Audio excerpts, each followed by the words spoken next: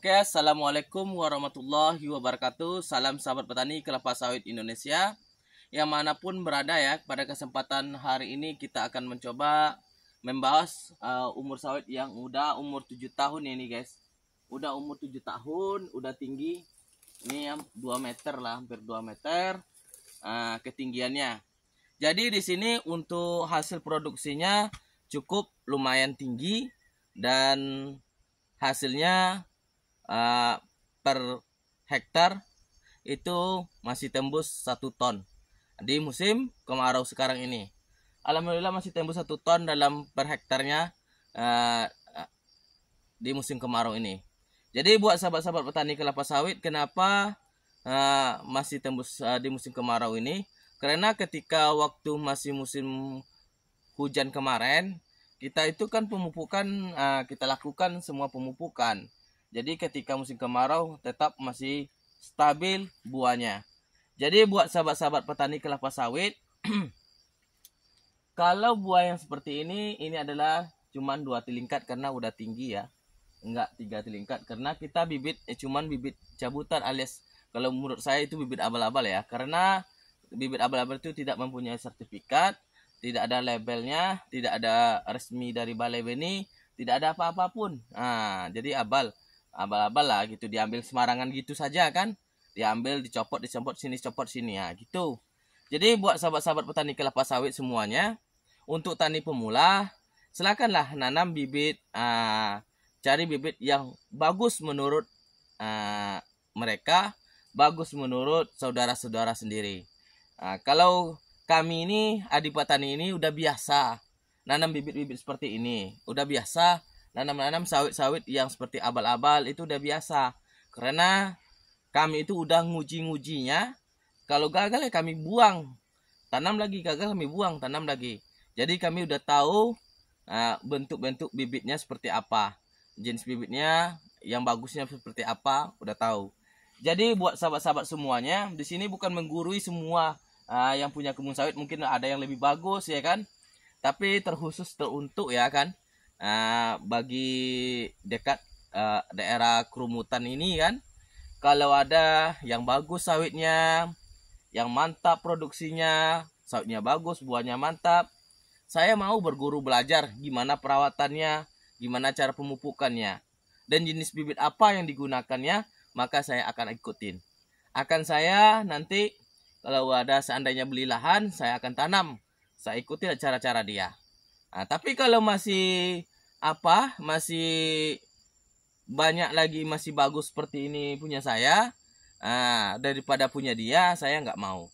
Itu sistem adik petani dalam penelitian setiap kebun orang. Jadi adik petani bukan tidak berjalan, bukan adik petani tidak pengen lihat kebun orang, sering. Adik petani itu sering lihat kebun-kebun orang, semua sekitar sini udah lihat semuanya, bentuk kebunnya seperti ini, perawatannya seperti ini, lokasi seperti ini, udah adik petani lihat. Cuman adik petani nggak posting, nggak mau posting punya orang ya kan. Adik petani pengen punya adik petani sendiri, ada bukti dan faktanya di lapangan. Ini ada bukti dan faktanya, makanya itu adik petani nggak mau posting punya orang, biar punya adik petani sendiri. Jadi keuntungannya itulah kita belajar dari punya orang, lihat kebun orang. Tapi kita jangan cuman melihat kebun orang di situ, cuman pengen lihat saja. Tapi kita nggak mau berusaha, pengen lihat, wah bagus nih, bagus, buahnya mantap nih, mantap. Tapi kita, apa untung bagi kita kan? Kalau nggak kita lakukan ya kan? Coba kita lakukan, kita praktekkan, kita coba dulu. Kita praktekkan, coba. Kalau nggak bisa, gagal, Mama Sandi gagal, langsung bawa orangnya. Orangnya dibawa, gimana cara perawatan, ikutin aturan orang perawatannya, ikutin peraturannya dia, ikutin cara dia, jangan telak satu pun. Kalau ikutin peraturan dia, lakukan seperti apa yang dilakukannya, insya Allah pasti berhasil. Tapi kalau udah melenceng dari aturan apa yang diikutin, apa yang diajarin di dia, itu maka tidak akan berhasil. Karena tidak sesuai dengan pembukuan dia, nggak sama. Dia nanti bilang bulan ini NPK, kita buat ngeyel bulan besok dolomit, ya nggak akan berhasil lah. Kan itu berbeda, bertolak belakang kan.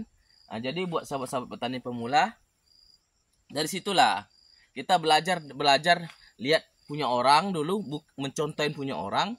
Jadi kalau punya orang itu bagus, perawatannya bagus, nah itu udah dapat tuh, perawatannya bagus, ya kan, nah pupukannya bagus, contohin. Nah ditanya dulu apa saja pupuknya ini. Kalau dia seandainya pemupukannya 7 kilo per tahunnya, 9 kilo per tahunnya, ya kita koreksi. Oh, aku nggak sanggup segitu per tahun-tahunnya. Kita coba yang sedikit, tapi perawatannya tepat. Nih, lihat Songgo 1 semuanya. Songgo 1 ya, cara brandingnya Songgo 1. Kalau seperti ini dibilang orang nanti, oh, Songgo sini salah. Cara bapak itu untuk pelepahnya harus 48-52. Itu bapak tuh salah. Nanti buahnya akan kecil.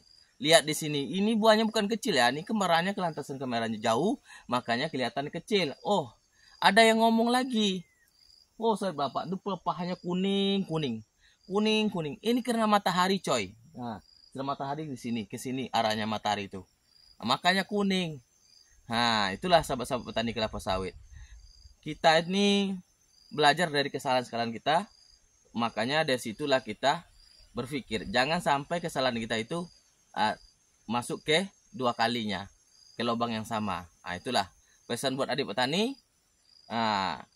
Yang punya kebun harus sukses, jangan dipupuk, jangan sampai telat pemupukan kelapa sawit. Ada sebagian mereka memposting-postingkan sawit abal-abal itu banyak. Memposting-postingkan sawit-sawit yang tidak baik itu banyak. Ini salah sawit, ini salah bibit. Kalau adik petani lihat darinya, itu dari segi batang udah kelihatan, ya kan? Pemupukannya sangat kurang. Dari segi pelepah udah kelihatan, ya kan? Pemupukannya sangat kurang. Dari segi buah udah kelihatan kalau pemupukannya kurang. Dari situ udah kelihatan, makanya buahnya nggak akan ada muncul buah sama sekali.